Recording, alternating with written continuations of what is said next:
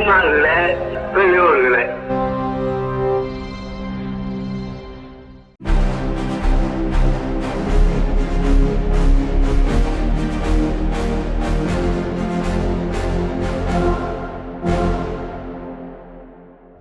அனைவருக்கும் வணக்கம். உலகின் ஒரே பகுத்தறிவு நாளேடு விடுதலையில் வந்துள்ள இன்றைய முக்கிய செய்திகளை பார்க்கலாம். நெதர்லாந்து நாட்டில் இருந்த 11ஆம் நூற்றாண்டை சேர்ந்த சோழர் கால ஆனைமங்கல செப்பேடுகள் பிரதமர் மோடியிடம் ஒப்படைக்கப்பட்டுள்ளன. ஒன்றிய அரசு தமிழ்நாடு அரசுக்கு அவற்றை அனுப்பி வைப்பது சாலச் சிறந்தது. தமிழ்நாட்டு முதலமைச்சர் அயராத முயற்சிகளை மேற்கொள்வது முக்கிய கடமையாகும் என திராவிடர் கழகத்தின் தலைவர் ஆசிரியர் அவர்கள் அறிக்கை விடுத்துள்ளார்.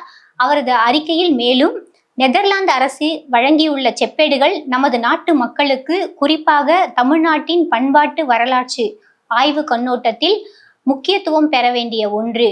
அதனை ஒன்றிய அரசு தாமதிக்காமல் தமிழ்நாடு அரசிடம் ஒப்படைக்க வேண்டியது மிகவும் அவசியமும் நியாயமும் ஆகும். புதிதாக தமிழ்நாட்டில் அமைந்துள்ள தவேக அரசின் முதலமைச்சர் அவர்களும் இதனை அரசு சார்பில் வலியுறுத்தி ஒன்றிய அரசுக்கு உரிய முறையில் தெரிவித்து பெற்றுத்தர அயராத முயற்சிகளை மேற்கொள்வது முக்கிய கடமையாகும். இத்துறை அமைச்சர் மற்றும் இத்துறை சம்பந்தப்பட்ட அதிகாரிகள் அனைவரும் உடனடியாக நடவடிக்கை மேற்கொள்ள வேண்டும் என தனது அறிக்கையில் குறிப்பிட்டுள்ளார்.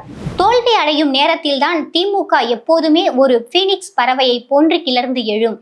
இப்போது ஸ்டாலின் ஆட்சிதான், மீண்டும் நாம் தான் ஆட்சிக்கு வருவோம் என்ற நம்பிக்கையோடு பணியாற்றுங்கள் என தஞ்சாவூரில் நடைபெற்ற சட்டமன்ற உறுப்பினர் பூண்டி கலைவாணன் இல்ல திருமண விழாவில் கலந்து கொண்டு திராவிட முன்னேற்ற கழக தலைவர் மு.க. ஸ்டாலின் தெரிவித்துள்ளார்.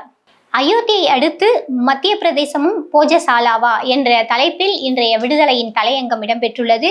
அயோத்தி வழக்கின் தீர்ப்பை மேற்கோள் காட்டி மத்திய பிரதேசத்தின் தார் மாவட்டத்தில் உள்ள வரலாற்று சிறப்புமிக்க போஜசாலா வளாகம் தொடர்பாக உச்சநீதிமன்றம் வழங்கியுள்ள தீர்ப்பு நாட்டின் மதசார்பின்மை மற்றும் அரசியலமைப்பு சட்டத்தின் பாதுகாப்பு குறித்த புதிய விவாதங்களையும் கவலையையும் எழுப்பியுள்ளது.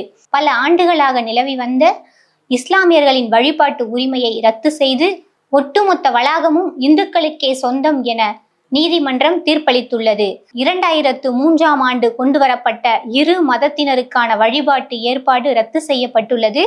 மேலும் போஜசாலா வளாகம் சரஸ்வதி கோவிலுக்கு சொந்தமானது என்று கூறி இந்துக்களுக்கு மட்டுமே முழு வழிபாட்டு உரிமை வழங்கப்படுகிறது. இந்த தீர்ப்பு சட்ட வல்லுநர்கள் மற்றும் சமூக ஆர்வலர்கள் மத்தியில் பல கேள்விகளை எழுப்பியுள்ளது. ஒரு மசூதியின் மத அடையாளம் திட்டமிட்ட அரசியல் சட்ட நடவடிக்கைகள் மூலம் எவ்வாறு படிப்படியாக மாற்றப்படுகிறது என்பதற்கு இந்த வழக்கு ஒரு மிக ஆபத்தான முன்னுதாரணமாக மாறியுள்ளது.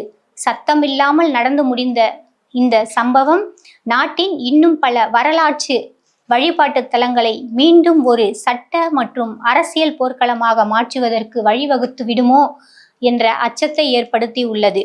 அயோத்தியை அடுத்து மத்திய பிரதேசத்தின் போஜசாலா என RSSின் பிஜேபி இன்னும் என்னென்னவெல்லாம் செய்ய போகிறதோ என்ற கேள்வியையும் இன்றைய தலையங்கம் எழுப்பியுள்ளது. மின் கட்டணத்தை வங்கி கணக்கு மூலம் இணைய வழியில் செலுத்தும் நுகர்வோருக்கு புதிய வசதியை தமிழ்நாடு மின்சார வாரியம் அறிமுகப்படுத்தியுள்ளது. கூட்டு பாலியல் வன்கொடுமை, பிளாக்மெயில் ஆகியவற்றால் விரக்தியடைந்த 2 சகோதரிகள் அடுத்தடுத்து தற்கொலை செய்து கொண்டுள்ளனர். மேற்கு வங்கத்தில் ஜாதவ் பல்கலைக்கழகத்தில் நடைபெற்ற RSS சாகா பயிற்சியை தொடர்ந்து பிற பல்கலைக்கழக கல்லூரிகளிலும் நடத்த முயற்சித்துள்ளனர். காங்கிரஸ் தலைமையிலான ஐக்கிய ஜனநாயக முன்னணி அரசாங்கத்தின் 20 உறுப்பினர்களை கொண்ட அமைச்சரவை பட்டியலை முதலமைச்சர் VD சதீஷன் வெளியிட்டுள்ளார். கேரள அமைச்சரவை இன்று பதவியேற்கிறது. கங்கை நதியில் அசைவ கழிவுகளை வீசுவது மத உணர்வுகளை புண்படுத்தக்கூடும் என அலகாபாத் உயர்நீதிமன்றம் கருத்து தெரிவித்துள்ளது. உச்சநீதிமன்றத்தின் அனுமதிக்கப்பட்ட நீதிபதிகளின் எண்ணிக்கை 37ஆக உயர்த்தினார் குடியரசுத் தலைவர் திரௌபதி முர்மு. இந்திய தொல்லியல் துறையால் பாதுகாக்கப்பட்டு வரும் நினைவு சின்னம் வழிபாட்டு தலம் ஆகாது. போஜசாலா குறித்த உச்சநீதிமன்ற தீர்ப்பு தெளிவற்றது என காங்கிரஸ் MP திக்விஜய் சிங் விமர்சித்துள்ளார். ஆரியத்திற்கு பயன்படுகிற போது காந்தியார் மகாத்மா, அவர்களுக்கு பயன்படாத போது காந்தியார் கோட்சேவிடம் ஒப்படைக்கப்பட வேண்டியவர்.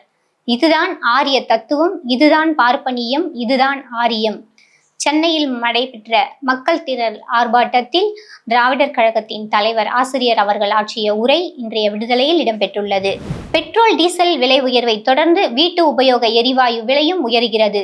ரூபாய் 50 முதல் ரூபாய் 100 வரை அதிகரிக்க திட்டமிட்டுள்ளனர். நெதர்லாந்து பிரதமரால் இந்திய பிரதமர் நரேந்திர மோடியிடம் ஒப்படைக்கப்படவிருக்கும் வரலாற்று சிறப்புமிக்க சோழர் காலத்து ஆனைமங்கலம் செப்பேடுகள் தமிழ்நாட்டிற்கு கொண்டு வந்து அதன் தாய் மண்ணான நாகப்பட்டினத்தில் நிரந்தரமாக காட்சிப்படுத்த வேண்டும் என்று மனிதநேய மக்கள் கட்சியின் தலைவர் MH ஜவாஹிருல்லா கோரிக்கை விடுத்துள்ளார். 10.5 லட்சம் கோடி எங்கே போனது? உண்மைக்கு புறம்பான தகவலை கூறி மக்களை குழப்புவது விஷமத்தரமானது என்று தமிழ்நாடு தொழில்துறை அமைச்சர் கீர்த்தனாவின் அண்மைய பேச்சுக்கு முன்னாள் அமைச்சர் தங்கம் தென்னரசு தனது கடுமையான கண்டனத்தை பதிவு செய்துள்ளார்.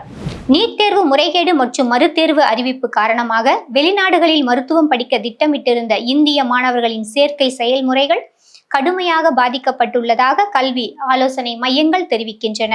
விவசாயிகளுக்கு பெரும் பாதிப்பை ஏற்படுத்தும் பருத்தி இறக்குமதி வரியை ரத்து செய்ய கோரி பிரதமர் மோடிக்கு எழுதிய கடிதத்தை முதலமைச்சர் விஜய் திரும்ப பெற வேண்டும் என தமிழ்நாடு விவசாயிகள் சங்கம் வலியுறுத்துகின்றனர். இன்றைய மருத்துவ தகவலில் இயற்கை தந்த கொடை தாய்ப்பால் மற்றும் எலும்புகளை பாதுகாப்போம் என்ற 2 தலைப்புகளிலும் மருத்துவ தகவல்கள் இடம்பெற்றுள்ளன.